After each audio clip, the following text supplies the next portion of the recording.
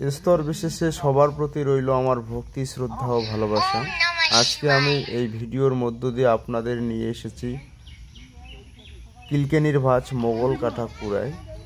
এই কুড়ার মধ্যেই তলিয়ে আছে প্রাচীন ইতিহাসের ধ্বংসাবশেষ। এখানকার লোকমুখে যেটা প্রচলিত সেটা হচ্ছে মন্দির আছে এই কুড়োয়। তো সেই মন্দিরের ধ্বংসাবশেষের উপরে যাওয়ার আমরা চেষ্টা করতেছি। পেয়ে গেছে আমার রাকেশ ভাই, আমিও পেয়ে গেছি। ধ্বংসাবশেষের দেওয়ালের উপর আমরা উঠে গেছি। ওয়ালের দুপাশে জলের গভীরতা খুব, ওয়ালটা একটু হেলে আছে। তো এবার যেভাবে খরা গেল, বৃষ্টি নাই, তারপরেও এই যে মোগল কাটা কুড়া, এই কুড়োর জল কিন্তু শুকোয় না। এখনও বাঁশ জোড়া দিলেও এই কুড়োর যে গভীরতা, সেই গভীরতা পরিমাপ করা সম্ভব না, কারণ এটা এতটা একটা গভীর কুড়ো। সম্ভবত কোচবিহারে এরকম কুড়ো দ্বিতীয়টা নেই বললেই চলে, যেখানে নদীর সাথে কোনো সম্পর্ক নেই, তারপরে এর গভীরতা অনেক। এর সৃষ্টি রহস্য উদ্ঘাটন করা খুবই দরকার। কিভাবে এর সৃষ্টি হলো, আর এই মন্দিরেই কেন বা জলের তলায় গেল। এই মোগল কাটাকুড়ো এখানকার লোকমুখে যেটা প্রচলিত, এখানে মোগল সেনারা বা মোগল পাঠান সেনারা এসেছিল এবং এই যে কুড়োর ধারেই রক্তক্ষয়ী যুদ্ধ হয়েছিল এবং সেই যুদ্ধে অনেক মোগল সৈন্যকে এখানে কেটে ফেলা হয়েছিল। তার দরুন এখানে মুখে মুখে রটে এসেছে এটা মোগল কাটা কুড়ো।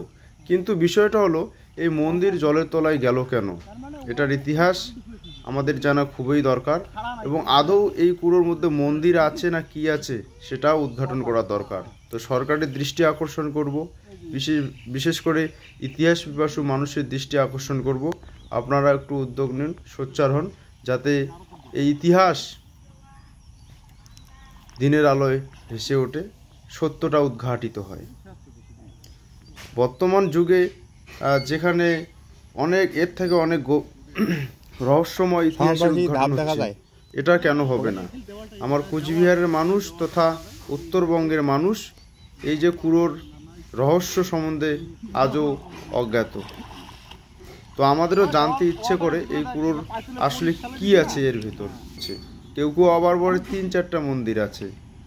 তো যদিও ওই মন্দিরের ওখানে আমরা যেতে পারলাম না, কারণ যেতে দেওয়া হলো না আমাদের, ভয় দেখায় এবং বড় বড় মাছের ভয় দেখায়, সেই জন্য আমরা এবার যেতে পারলাম না।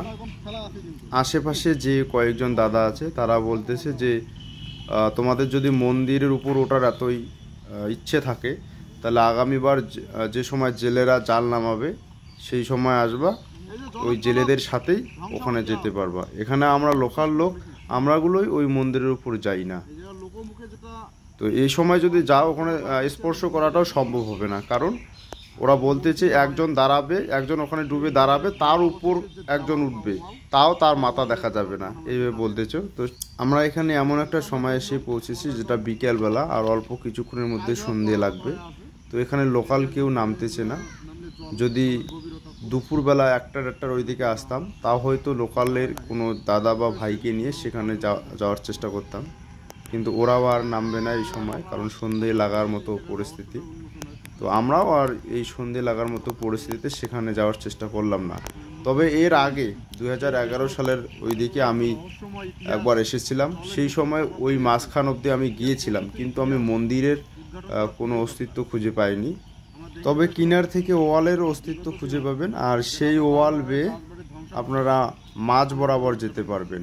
আর যতই মাঝ বরাবর যাবেন ততই ওয়ালের দুধারে জলের গভীরতা অনেক, কারণ ওই জায়গাগুলো এতটাই গভীর। সেই কুড়ার যে ইতিহাস জলের নিচে তলিয়ে আছে, সেটার উদ্ঘাটন হোক।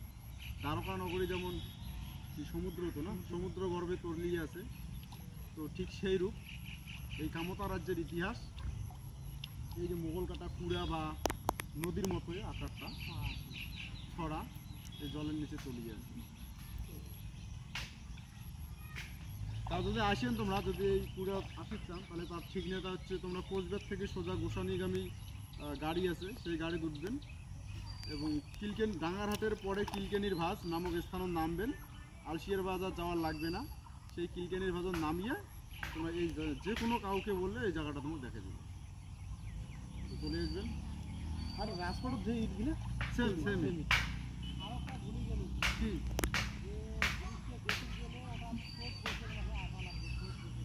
হ্যাঁ হ্যাঁ হ্যাঁ হ্যাঁ এই যেমন চৈত্র বৈশাখ মাসে যদি আসেন তাহলে তোমরা একদম ওই জায়গার থাকিয়া মানে ডাঙা বা উঁচের থাকি একদম ওয়ালটা তোমরা দেখি দেবে। আর যদি যে আমরা আসছি বর্তমান বৃষ্টি হয়ে গেল, বৃষ্টি পরে আজকে আসছি তো জল হয়ে গেছে, আমরা এখন ওয়ালের উপরে চড়ে আছি।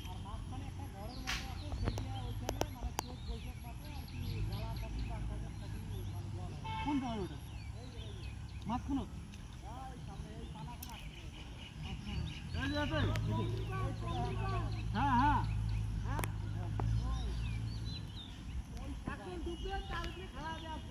ও তাহলে হবে না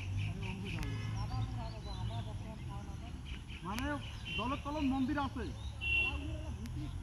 মানে এমনি আছে আর কি, ঘরের মতো আছে।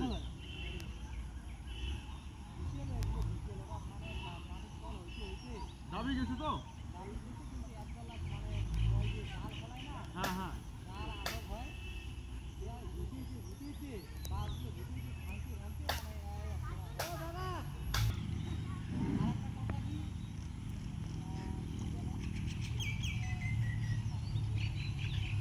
ভালো তো দাদা না না কিছু যদি জানা থাকে করলে ভালো হয়।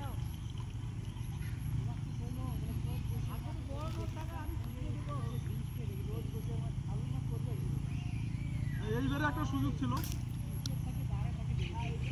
এটা তো দেখা যায় কিন্তু ওই আমার দরকার মন্দির নাকি ঘর ওইটা দরকার। কয়দিন আমাদের এখানে ওই জায়গাটার না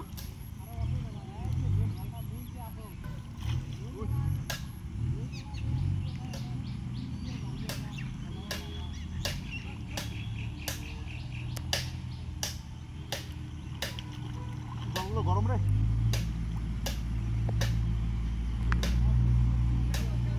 এই যে আমার কোল, আমার দাদা বড় ভাই আমার কোল, যে ওই যে জায়গাটা, ওই জায়গাটাতে একটা ঘরের মতো আছে, মন্দির নাকি সেটা আমরা খবর পাই না, তবে ওই রকমই কিছু, যেহেতু প্রাচীন একটা জায়গা এবং একটা নাম আছে, নামডাক আছে, এখানকার মানুষ জনশ্রুতি যেটা বংশ পরম্পরাগতভাবে মুখে মুখে রটিয়েছে মন্দির ছিল মন্দির ছিল, তো সেদিক দিয়ে ধরে নেওয়া যায় যে এটা মন্দিরেই ছিল। তো আমরা ইয়ার পরে এবার তো হইল না, এবার আগামীবার ওই জায়গাটাতেই যাবো। প্রয়োজনে অক্সিজেন সিলিন্ডার নিয়ে আসবো।